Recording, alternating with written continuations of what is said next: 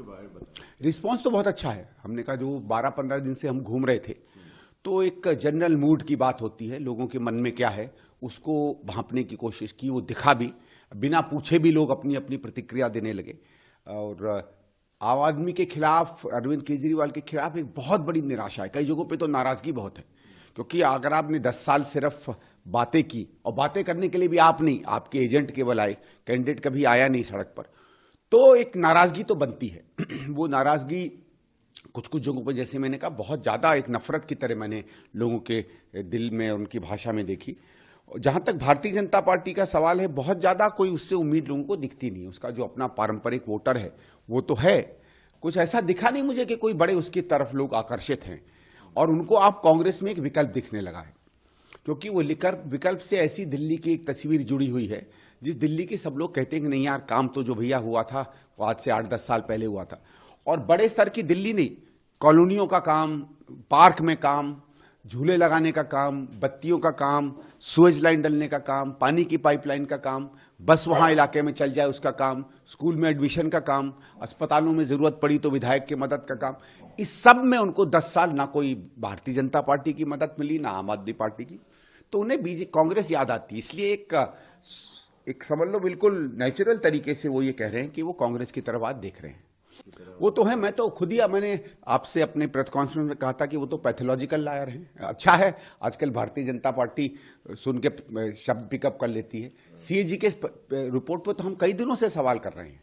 यही नहीं, हम तो ये भी पूछ रहे हैं कि जो दिल्ली की कॉमनवेल्थ रिपोर्ट आई थी, वो आपकी असेंबली में गई, आपके 67 विधायक थे 70 में से, तो उस समय की जो पब्लिक अकाउंट्स कमेटी है दिल्ली असेंबली की, आपके लोगों की रही होगी, वो रिपोर्ट का क्या हुआ? मैं तो आप मीडिया वालों से पूछता हूं, किसी दिन आतिशी जी से या उनसे पूछ लीजिए ना, जिस कॉमनवेल्थ को लेके आप सड़कों पे नाचते थे, उसकी रिपोर्ट आपने क्यों नहीं सार्वजनिक की? उसके ऊपर पीएससी की रिपोर्ट आनी चाहिए थी ना। कुछ नहीं कर पाए, क्योंकि कुछ था ही नहीं ना। आदमी अपने कहे हुए झूठ पर जब खुद ही कहने लगे कि मैं झूठ बोल रहा हूं, तो किसी के सामने नहीं कहता है। तो इस तो महा झूठे लोगों की पार्टी है, इनका कोई बयान जो है वो विश्वास नहीं कर सकते हम।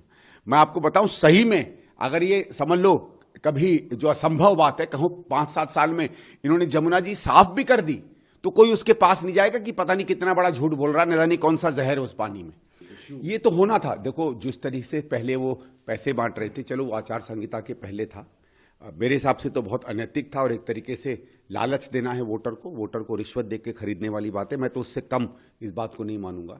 उसके बाद जूते बांटना, कंबल बांटना, बेडशीट बांटना। हम एक बहुत अच्छी सरकारी कॉलोनी में जा रहे थे, हमारे सामने ट्रकों ट्रक, मेरे पास फोटो हैं उसकी, वो बट रहा था।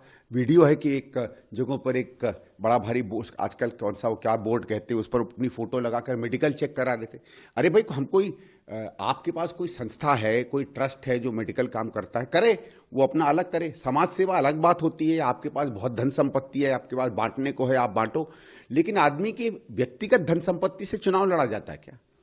क्योंकि मैं तो ये एक सवाल मेरे मन में बार बार आ रहा है कि जो आदमी इतना पैसा बांटेगा, एक सामान्य बिजनेस में होता है कि आप पैसा इन्वेस्ट करते हैं तो फिर पैसे को रिकवर करते हैं। बिजनेस का तो यही वसूल है कि हम लाख रुपया लगाएंगे तो 10 लाख कमाएंगे। तो अगर कोई आदमी अपनी जेब से या अपने संस्था से 1 करोड़ लगा रहा है, तो अगले 5 साल में क्या करेगा? कभी कभी तो ऐसा लगता है कि भ्रष्टाचार की जननी ही इस तरीके से बांटे हुए चुनाव जीतने की जो एक रणनीति होती है कि पैसा देके मैं चुनाव जीतता हूं और बाकी 5 साल में लेता रहूंगा। क्योंकि अगर वोटर आपको इस चीज के कारण वोट दे रहा है, तो फिर काम करने की क्या जरूरत है?